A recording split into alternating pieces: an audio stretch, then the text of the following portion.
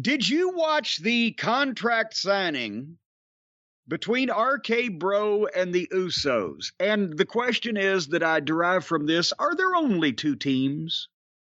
Are there only two tag teams in this fucking company? I had more variety in Smoky Mountain Wrestling. I had 16 guys in the territory. I was riding the fast forward button by this point, and I stopped it because I told you the next time you see RK-Bro in a straight tag team match, watch the match. Let me know what you think. Like, evaluate it fairly. So I said, oh, let me see what this is. And then I saw it was the contract signing. I was like, ugh. And I didn't even remember who they're feuding with. And then I saw it was the Usos. And I'm like, oh. Like, it's okay when they're out there with Roman Reigns standing behind them, but I don't want to see them wrestle anymore. They need to take a break for a while. Well, this is the same tag team. It's the same 4 tag teams always in rotation. These guys, the Street Profits, and whoever the fourth in the mix is. The Vikings. The Vikings, or there's usually some other jerk-off team. But it's just the same teams over and over and over again. Here's the problem with the Usos, is if they had not been portrayed as Roman's flunkies, if since the dawn of, this whole thing, the bloodline, if they were just Roman's flunkies, they'd be great. Or if they weren't Roman's flunkies and they were tag team champions, I'd at least give them a shot. But it was illustrated here in this, why you can't be both, because well, first of all, it was standard jawing back and forth until Orton called one of the Usos a bitch, and then the Usos just jumped RK-Bro and beat the shit out of them until RK-Bro made a comeback and beat them up. But then Roman's music plays, and out comes he and Paul at 8:59 p.m. Eastern, by the way. Roman Reigns was on his way to the ring while violence was going on. And RK-Bro are distracted by this, so the Usos take over and kick the shit back out of RK-Bro, and then Reigns gets in the ring and stuffs the contract in Riddle's mouth. And then here comes Drew McIntyre to save the day. And as he's on his way to the ring, Drew McIntyre effortlessly, with one blow apiece, knocks out both the Usos and renders them useless to get in the ring and go face-to-face with Roman Reigns. There's the problem. The Usos beat up the top babyface teams and or hold the titles and or are in the championship matches or whatever in the tag team division. But when they cross over and interact in any way with Roman's opponents, they're the flunkies that are there to take one punch and sell like they're going to the electric chair. And so if in any other era or place in tag team wrestling, you didn't have any kind of separation anywhere near that, to where when Tully and Arn were the tag team champions in the NWA, and they jumped in the ring to do something with Flair, Dusty, or the Road Warriors, or whoever Flair's opponent was, treated them on the same level. Or the Midnight or the Rock and Roll or whoever it was, they were still top heels or top baby faces. And they were not used in flunky roles for one guy to just decimate a set of tag team champions that's supposed to be either the best or competitive for the best tag team in the company. But anyway, so Roman and Drew go face to face.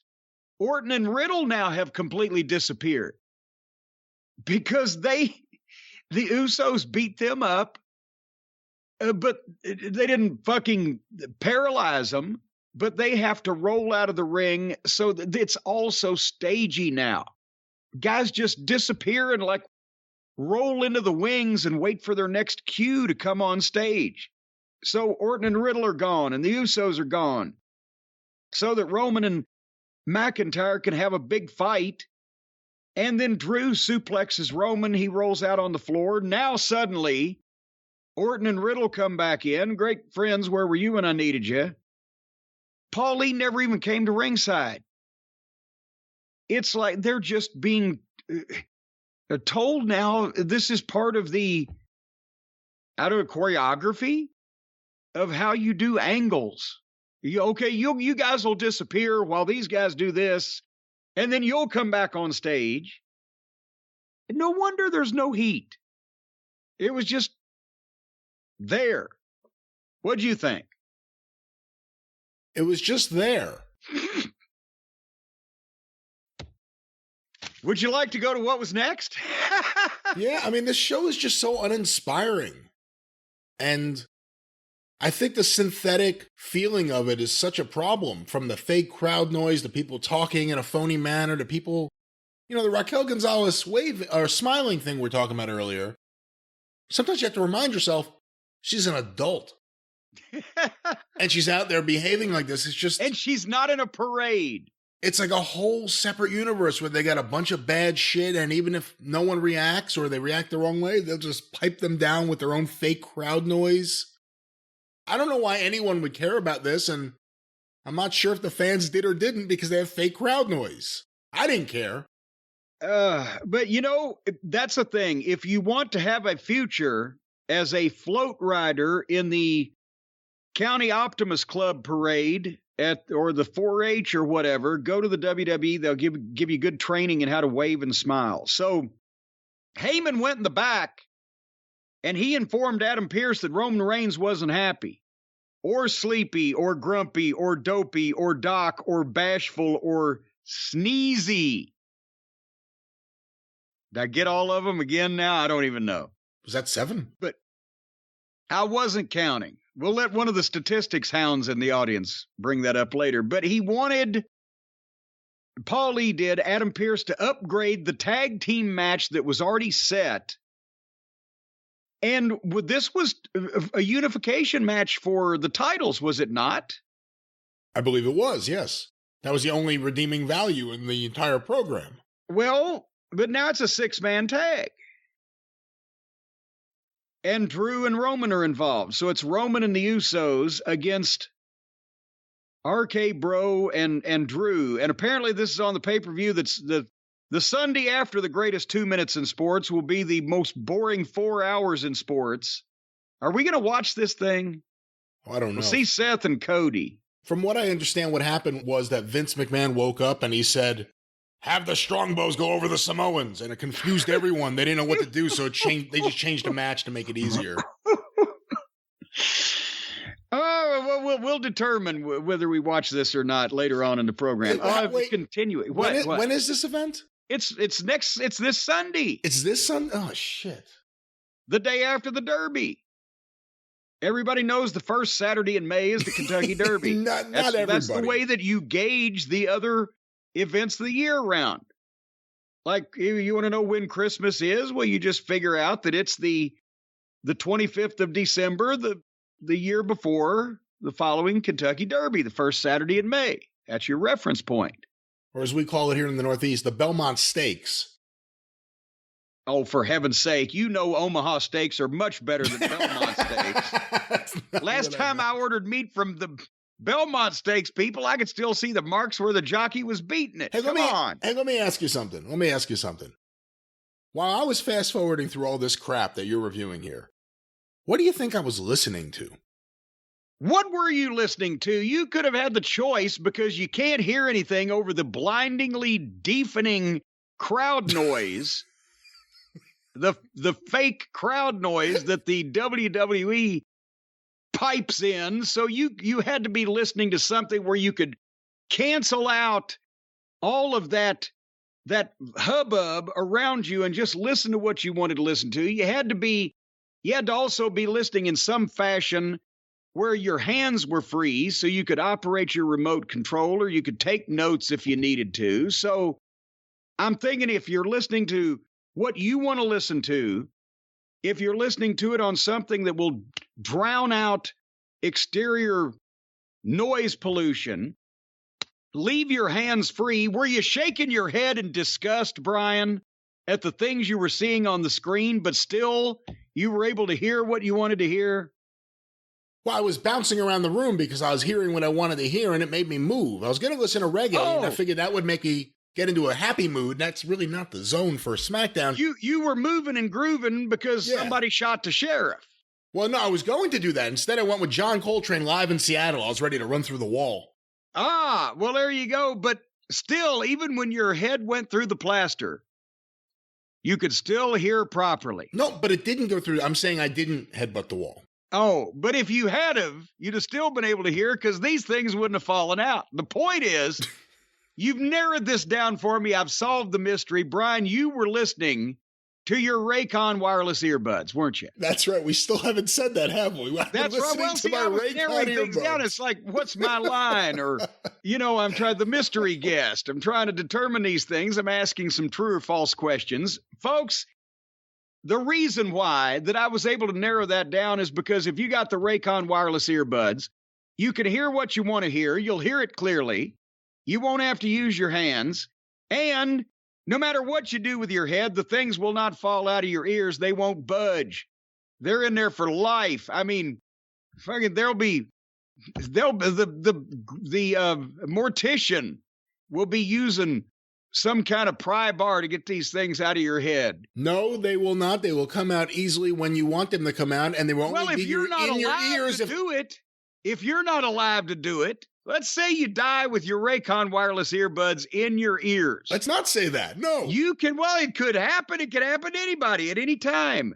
If you don't know how you put them in, it may be hard for other people to get them out, see? So everybody should have a pair of Raycons, because that way everybody will know how they work. And if you happen to be a mortician working on a corpse that has a pair of Raycons, you'll know how to get them out. What if you want them in your ear when you're buried because you love them so much? Well, in that case, you need to leave those specific instructions written and probably have it notarized and hang it up on your wall for the people who come in and find you in an advanced state of decomposition. But folks, I'll tell you another thing. This weekend is Mother's Day. Oh, for heaven's sake, they're making us watch a pay-per-view on Mother's Day. Well, that's just cruel and unusual punishment. But once again, if your mother needs a gift, then Raycon's got her covered, because you heard about these super moms, the masters of multitasking that need to keep their hands free to smack the little kids around. That's not why they need to keep their hands free, no. Well, they also need to wash dishes and wash pots and pans and wash diapers and wash cars. And wash cars? Yeah, for the family. These super moms, they do everything. If you're a super mom, you can listen to your favorite podcast or your favorite music. You can take phone calls. They've got the vivid voice technology, and that's all hands-free, so you can keep working, because you don't want your husband to come home and say, "What have you been doing around here all day, lady? My shirts aren't ironed, and my laundry isn't clean, and my sewing isn't done, and the dinner's not on the table. What the heck?" Then you might get smacked around. You don't want that to happen. So with the Raycons... What world is this? This is 1955 you're talking about? Well, I'm talking about Hugh Beaumont and Barbara Billingsley. You don't think that Ward 1959, Cleaver... excuse me. Yeah, you don't think Ward Cleaver, when he came home and he found out that she'd been using her hands on spanking the beaver there when it was dinner time and dinner wasn't on the stove because June had been spanking the beaver all day? Do you think if they were spanking the beaver, he would have been getting into all the mischief that he got into? I don't think they spanked him at all. I think he would have. I think he liked it. I think he liked having that little beaver spanked. No, he was. And that's why he was getting into stuff on purpose. But folks, the Raycons... Now tell me about Lumpy. What about Lumpy? The Raycons won't fall out even out of Lumpy's head. And Lumpy was a little piece of shit too. Let me tell you something. He was always instigating things. But if you want to get something with for your mother, the point is, and if you want to stick something in your mother's ears so she can hear what she wants to hear while she's doing all the work to take care of the family, reward her for all the work she does by giving her these things with 8 hours of playtime and a 32-hour battery life. Got a compact portable charging case, 49,000 5-star reviews. How many 5-star reviews does your mother have? You think she's got that many? Maybe it's your mother's not good enough for the Raycons instead of the other way around. Did you ever think about that? Maybe you ought to call these people at Raycon and say, please, can I have some Raycons for my mother, instead of just demanding things for your 5-star mother. But if you want to tell her how much you love her, folks, and everybody does, everybody wants to tell your mother how much they love her and how often. Go right now Go right now to buyraycon, buyraycon.com/JCE. That's BUYRAYCON.com/JCE to get 15% off your Mother's Day order. Remember Mom on Mother's Day at buyraycon.com/JCE. Of course, we want to encourage the listeners to support our friends at Raycon, and remember, those earbuds will come out safely when you choose for them to come out. But in the meantime, Jim... But you might have to teach your mother how to get them out. Did we finish SmackDown? No, not yet, but the Raycons are more interesting. You know how mothers are with new technology. Have her pry them out with a Q-tip. You know, they encourage people not to use Q-tips in the ears. What? I've been using Q-tips ever since I was alive to clean my ears out. Well, apparently a lot of people push the gunk further in their ear and potentially damage the eardrum. What?